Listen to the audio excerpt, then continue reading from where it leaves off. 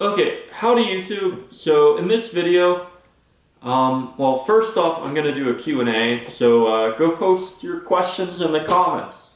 Second, well, I know you guys wanted more hardware videos, so I was actually gonna do something with my MMX system, but the power supply finally gave up, and as you can tell, it's some weird OEM design, so I ended up replacing it with some Chinese power supply, and I needed to make some custom-made parts for, well, mounting the hard drives. I'm planning on mounting two SCSI drives, as I have a PCI to SCSI adapter, so that's going to be interesting. But in order to make that possible in the low form factor case of the gateway, I had to make a few sacrifices. And I have to make some custom mounted hardware. But before I could do that, I needed a tool that could actually make, well, custom mounted hardware. So, be right back, actually. So, this moto-shop 57-2 came in pretty bad condition. It was very rusty, but still worked, and it needed to be pretty much just re-lubed. So I actually took it apart, first taking the faceplate off, which is actually not what you want to do, but the documentation on this was very lacking, and I accidentally snipped a little metal clip at the front here that's supposed to pop in. What you want to do is remove this piece of metal first, and then remove the right side panel.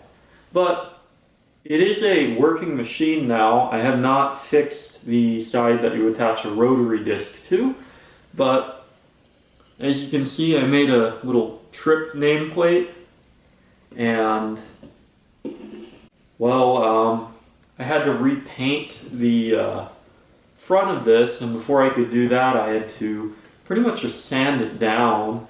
But after that, you pretty much just take apart the unit, and when taking it apart though, a lot of stuff's going to pop out. Another thing is, this is actually works differently than some of the Ryobi scroll saws. I've repaired a Ryobi scroll saw back in middle school, and well, with those, they kind of work like a train.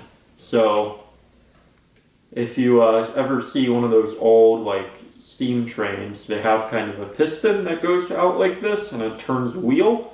Well, in this case, in a Ryobi scroll saw, you have a motor that pretty much just turns in a circle that creates a linear motion. So it's kind of like a steam train in reverse.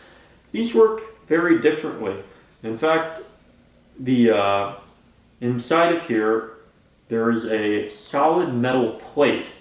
And that solid metal plate is mounted to the motor, which is actually lathed to the point where the motor mount is off-center. So when the motor spins in a circle, sorry about the air conditioner, it creates this wobbly motion.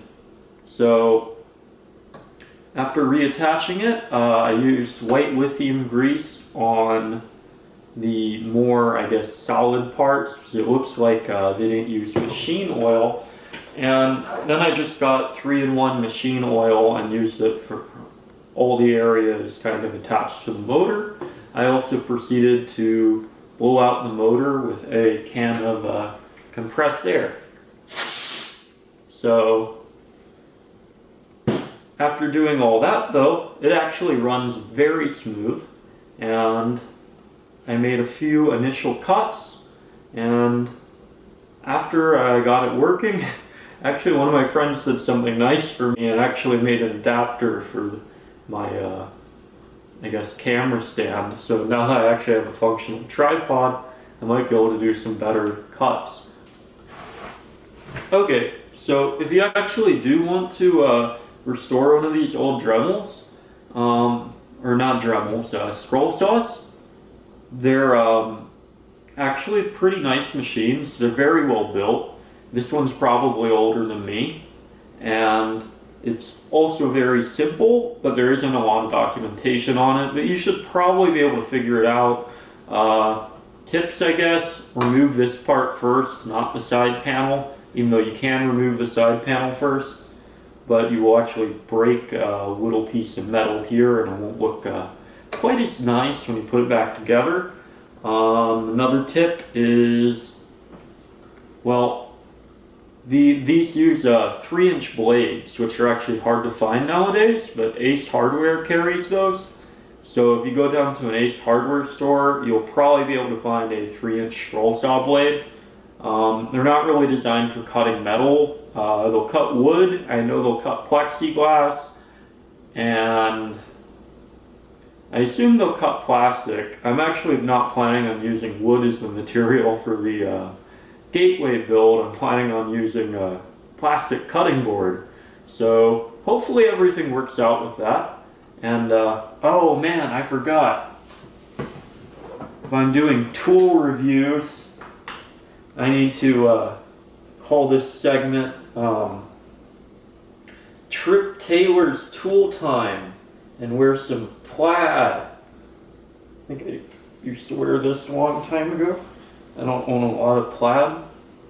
Yeah, I got my plaid, and should always wear safety glasses. These aren't safety glasses, but they're transparent framed, which makes them look kind of like safety glasses. I don't know, I just get my glasses manufactured in Korea. They cost $25 US, which is a lot cheaper than over here, even with insurance. So anyways, though, I guess this has been a Trip Tool Time review, and as a side note, even though Harbor Freight sells a very nice $15 heat gun, it does not work so well as a blow dryer. So yeah, I guess that's about it. I will have the MMX video out eventually. I just don't really have a place I can do the cutting. I probably should not have even cut wood in my apartment since I failed fire inspection. I don't think I'm actually allowed to have a lot of these things, like this or power tools or this or... And I guess Q&A time. Oh, and if you're wondering how to switch out blades on these, it's you pretty much just pull this lever back, and what it does, so pretty much this lever just kind of pulls the blade up, and you kind of, after that, can actually lower it and detach the blade, allowing you to put a new one on. Oop.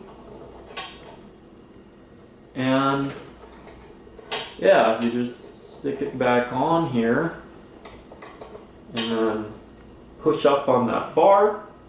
You got yourself the blade. And I guess, even though I probably am going to show one other test cut in this video, see if I can find a chunk of wood. Oh, here's a failed copy of the original Trip nameplate, but it actually cuts wood pretty well. Pretty much like butter. And let me just flip this on. Oh god.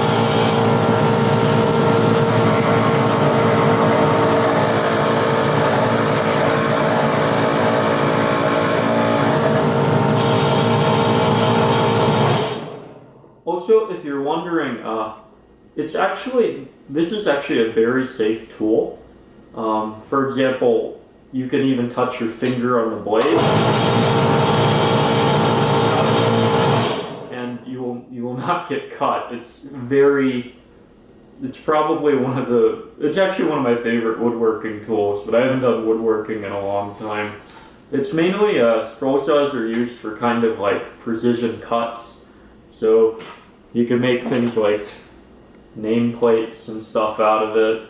So I don't know, I mean, it's kind of like, I guess, well, it's a lot cheaper than a 3D printer, And I think I picked up this unit for 10 bucks, probably spent about another 15 on materials to restore it. So overall, I think I got a good deal. $25 for a scroll saw. I still have to put some Loctite on some of these bolts, but after that, the project's pretty much done. Anyways, have a good time, or have a peace, and have a good day. Bye.